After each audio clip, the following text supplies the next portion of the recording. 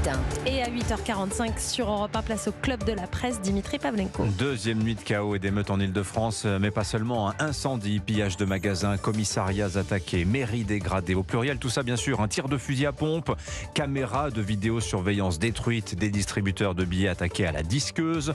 La prison de Fresnes assiégée pour tenter de libérer des prisonniers. Des faits très graves ont été commis cette nuit en France. Les dégâts sont considérables. L'ordre public est-il en train de vaciller comme en 2005 ? On se pose la question à la vue de certaines images.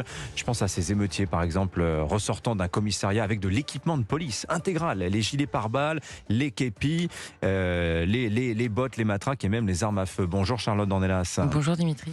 Bienvenue sur Europe 1, Arnaud Benedetti également. Bonjour à vous. Rédacteur en chef de la revue politique et parlementaire. C'est peu dire Arnaud que les appels au calme n'ont pas été entendus.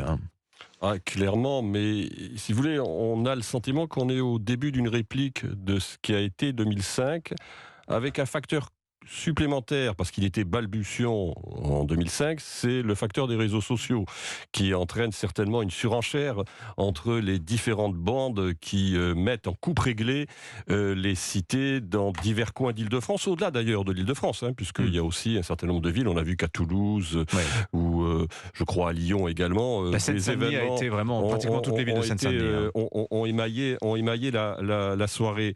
Le problème, c'est que ces appels au calme ont certainement aussi peut-être, c'est une hypothèse, ne soyons pas toujours trop pessimistes, mais enfin, il faut quand même la poser, ont peut-être été aussi finalement interprétés par ceux qui, la nuit, s'affrontent aux forces de l'ordre comme un aveu de faiblesse de la part de l'exécutif. On voit bien que l'exécutif marche sur des œufs, il est sur une ligne de crête entre un langage qui finalement vise à apaiser, mais en même temps, il va falloir qu'il fasse preuve de fermeté parce que cette situation est inacceptable, et elle est surtout inacceptable à mon sens aux yeux d'une grande partie de l'opinion publique. Alors il perd pas de temps, Arnaud Benedetti va au cœur du sujet. Réécoutons les propos d'Emmanuel Macron qui sont aujourd'hui abondamment commentés. Je vous propose de le réentendre. Les dernières heures ont été marquées par des scènes de violence contre commissariats, mais aussi des écoles, des mairies, et donc au fond contre les institutions et la République. Et celles-ci sont absolument injustifiables.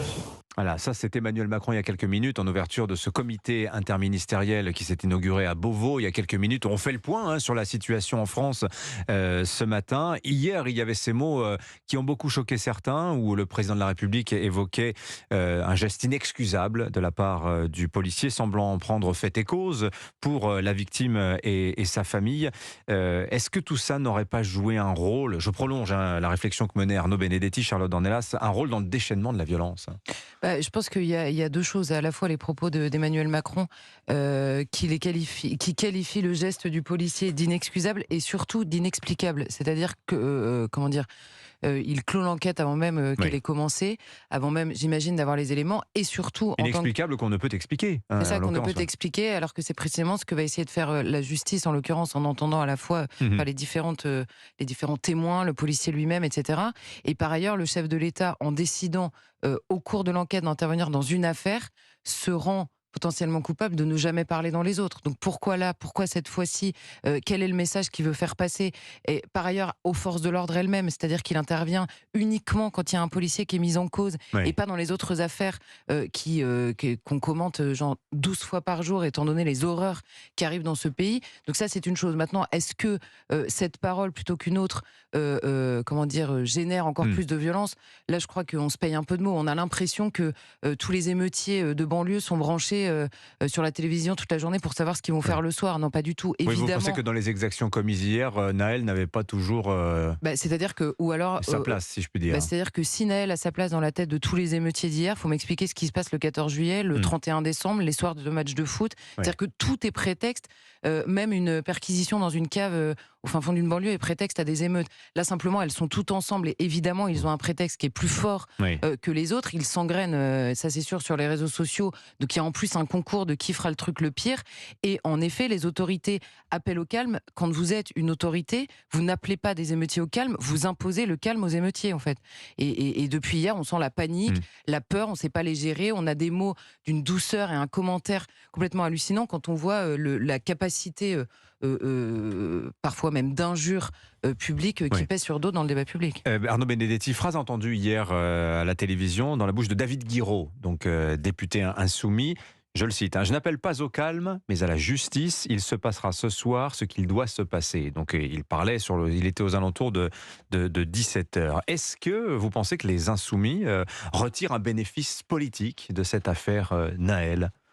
Alors c'est un vrai problème d'abord qu'un parlementaire, un représentant de la nation n'appelle pas au calme dans une situation d'extrême tension, mais sur le fond, ils sont cohérents avec eux-mêmes. J'allais dire, ils sont dans leur ligne, c'est-à-dire cette ligne politique d'alliance avec un certain nombre de groupes dans les quartiers qui constituent aussi d'une certaine façon leur clientèle. Ou alliance objective elle est informelle, oui. Elle n'est évidemment pas explicitée, on ne veut pas la mettre en scène parce qu'on sait qu'elle peut d'une certaine manière, crisper l'opinion publique.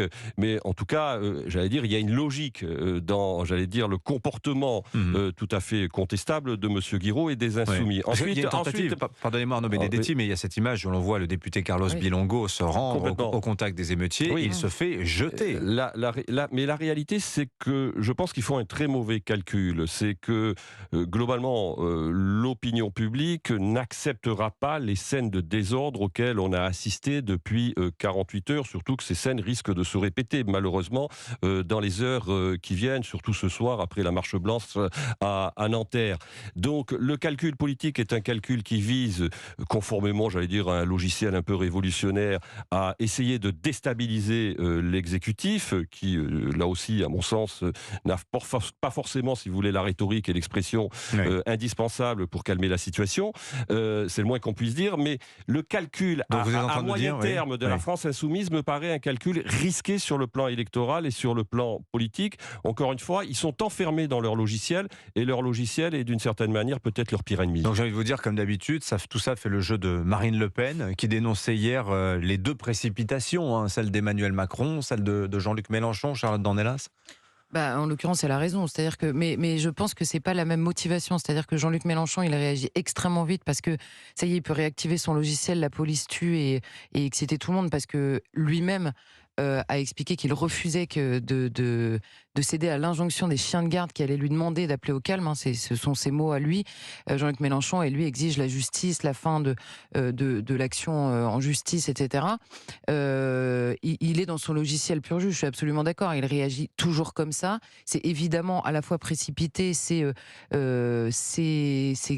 quasiment lunaire, là. C'est-à-dire que quand vous voyez des députés, la France Insoumise, qui en effet vont dans les commissariats vérifier des conditions de garde à vue, vous voyez, on a tous vu les images de ce qui s'est passé dans la nuit, vérifier les conditions des gardes à vue des émeutiers, là c'est très clair, ce sont des émeutiers qu'il va... donc en fait ils affichent une proximité, peut-être la première fois, mais là c'est très clair, c'est un encouragement, c'est ni plus ni moins un encouragement à l'émeute, mais en effet, la France Insoumise qui prétend se dresser contre un système, on voit que Emmanuel Macron, sa précipitation, et même le commentaire extrêmement bienveillant, médiatique global sur ce qui est en train de se passer et les raisons de la colère qu'on analyse froidement alors qu'on accuse de récupération la moindre personne qui fait un tweet sur une autre affaire, on sent que là pour le coup c'est pas le logiciel politique, c'est la peur, c'est la crainte.